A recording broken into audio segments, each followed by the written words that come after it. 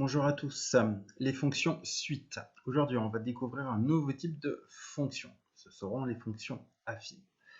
Les fonctions affines sont définies ainsi. Étant donné deux nombres a et b, ces nombres a et b a priori peuvent prendre n'importe quelle valeur.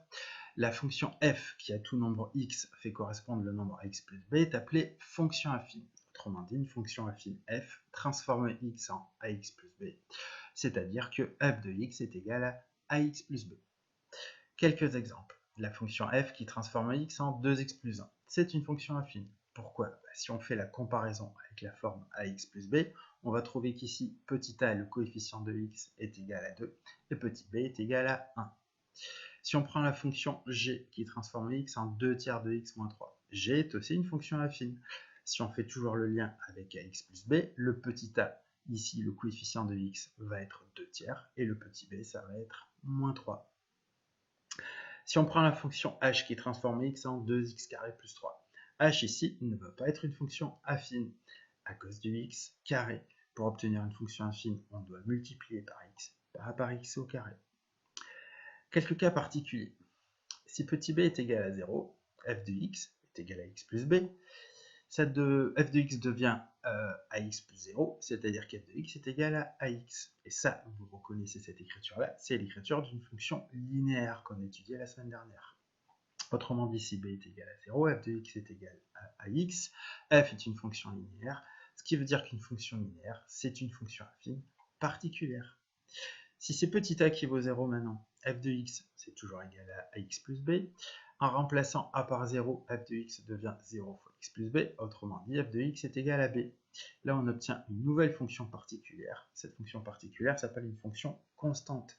Quelle que soit la valeur de x que vous allez choisir au départ, la valeur d'arrivée, ce sera toujours b. On y reviendra un petit peu plus tard. Si petit a est égal à 0, f de x égale b, et f est une fonction constante. Calcul d'image ou d'antécédent. On va se rappeler un petit peu la manière dont tout ça fonctionne. On va partir de l'exemple de la fonction f qui, à x, associe 2x moins 3. Recherche d'image. Cherchons l'image de 5. Pour obtenir l'image de 5, on va partir de l'écriture de f de x, donc de 2x moins 3, et le x ici, je vous rappelle, on va le remplacer par 5. f de 5, c'est donc 2 fois 5 moins 3, ça fait 7. L'image de 5 par f est 7. Si on cherche un antécédent, l'antécédent, je vous le rappelle, c'est la valeur de départ. Donc si on cherche l'antécédent de 11, ça veut dire que 11 est la valeur d'arrivée. On va donc chercher x tel que la valeur d'arrivée, c'est-à-dire l'image de x par f, soit égale à 11. Mais f de x, c'est ça, c'est 2x moins 3. Donc on arrive à 2x moins 3 qui est égal à 11. On obtient une équation qu'on va résoudre, et ça je sais que vous savez faire. X sera égal à 7. L'antécédent de 11 par f, c'est donc 7. Parlons de la représentation graphique d'une fonction affine. On part du principe suivant, dans un repère, la représentation graphique d'une fonction affine est une droite. Attention, contrairement aux fonctions linéaires, la droite que l'on va obtenir ne passera pas forcément par l'origine du repère. Un petit peu de vocabulaire. Petit a, c'est le coefficient directeur de la droite. B est l'ordonnée à l'origine de la droite. Cette notion d'ordonnée à l'origine, notamment, on la développera à votre retour en classe. Méthode sur un exemple. On veut représenter une fonction f telle que f de x est égal à 3x plus 2. Comment est-ce qu'on va s'y prendre? On va dresser un tableau de valeurs en choisissant deux valeurs de x. Alors ici, quand je dis 2, c'est deux valeurs au moins. Pourquoi? On sait que la représentation graphique va être droite. Pour tracer une droite, j'ai besoin de 2 points. Après, je peux en prendre plus. Vous verrez d'ailleurs dans des exemples à venir que je vais utiliser 3 points pour représenter ma droite. Mais à la base, deux valeurs de x, c'est-à-dire 2 points, vont suffire.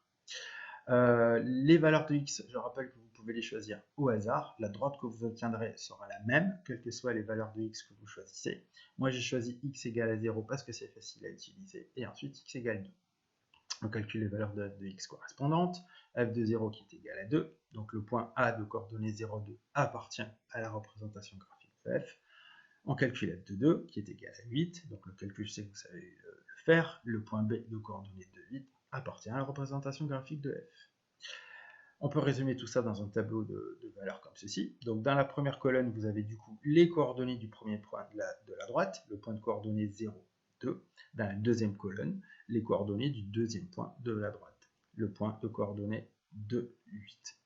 Ces deux points, on n'a qu'à les placer dans un repère, comme on l'a fait ici, et ensuite on les relie, et ça nous donnera la droite qui représente la fonction f.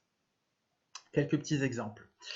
Si je repars de cette fonction f, telle que f de x est égal à 3x plus 2, tableau de valeurs, donc ici il y a 3 valeurs, mais encore une fois, la droite qu'on obtient, ça va être la même que tout à l'heure.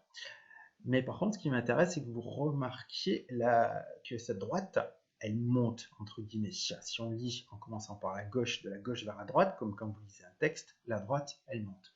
Et on va faire le lien avec petit a. Le petit a, le coefficient directeur, donc c'est le coefficient qui va diriger la droite, c'est cette valeur-là qui va donner son inclinaison à la droite. Ici, le petit a, il vaut, voilà, ici, le petit a, ici, vaut 3. 3, c'est un nombre commun, c'est un nombre positif. Donc, quand petit a est positif, la droite, entre guillemets, monte. Entre guillemets, parce que l'idée de monter, c'est pas très mathématique. G de x est égal à moins 2x plus 3. Un petit tableau de valeurs, une petite droite. Et cette fois-ci, vous remarquez que la droite descend. Et le coefficient directeur de la droite, le petit a, il vaut quoi ici? Ben, il vaut ici moins 2. Quand petit a est négatif, la droite, entre guillemets, descend.